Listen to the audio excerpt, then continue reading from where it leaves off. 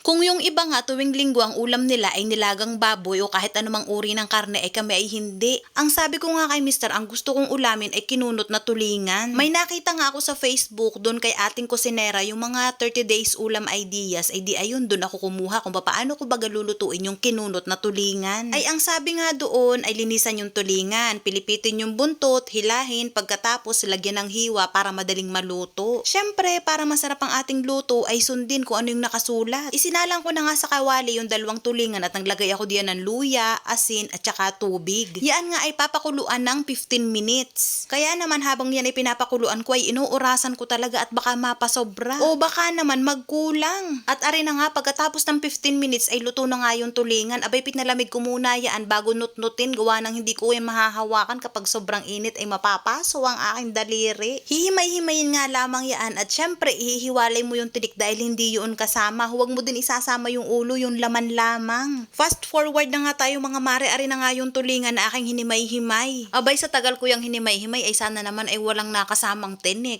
At ari na nga mga mare, doon nga sa kawali na pinagpakuluan ko nung tulingan ay doon na rin ako magluluto para naman mas malasa. Naggisa nga lamang ako diyan ng bawang, sibuyas at saka luya. May natira pa nga kaming adobong karne kaya naman yun ay hiniwa-hiwa ko ng maliit at sinama ko na din diyan sa paggigisa. Inilagay ko na nga rin yung aking hinimay-himay na tulingan pagkatapos ay hinalo-halo ko para naman sila ay magsama-sama. Siguro ay nasa 1 minuto ko yung hinalo-halo dahil yun ang aking nabasa doon sa kung paano nga daw magluto ng kinunot na tulingan. Pagkahalo-halo ko nga niyan ay saan naman ako naglagay ng 3 kutsarang suka, paminta at saka asin. Pagkalagay ko nga nung suka ay hindi ko muna yan hinalo, hinintay ko muna na mawala yung amoy nung suka bago ko haluin. At pagkatapos naman ay saka ko inilagay yung pangalawang piga ng gata. Pagkalagay ko nga nung gata ay tinakpan ko lamang yan pagkatapos nga ay pinakuluan at hinintay ko na nga lamang na medyo magkati yung sabaw. Naglagay din ako diyan ng 2 siling green at saka aring malunggay na akala ninyo ay pagkadami-dami pero nung naluto na ay hindi pala. Muntik ko na nga hindi makita yung malunggay nung inihalo doon sa tulingan. Pagkalagay nga ninyo ng malunggay, halu-haluin laang ninyo hanggang sa medyo maluto na nga yung malunggay. At nung sa tingin ko na nga ay ayos na yung malunggay, ay di inilagay ko na yung unang piga ng gata. Pagkalagay nga nung unang piga ng gata, ayan ay papakuluan lamang. Pagkatapos nga iintay laang na medyo maglapot-lapot yung gata. Pagkatapos ay tikman na ninyo kung ano bagang lasa at baka naman matabang. Ako lamang ang nagluto niyan pero yung huling tikim kung ano baga talaga ang lasa, kung ano baga ang kulang ay si Mister na nga ang nagtimpla. Nagdagdag nga lamang siya diyan ng asin at medyo matabang nga daw.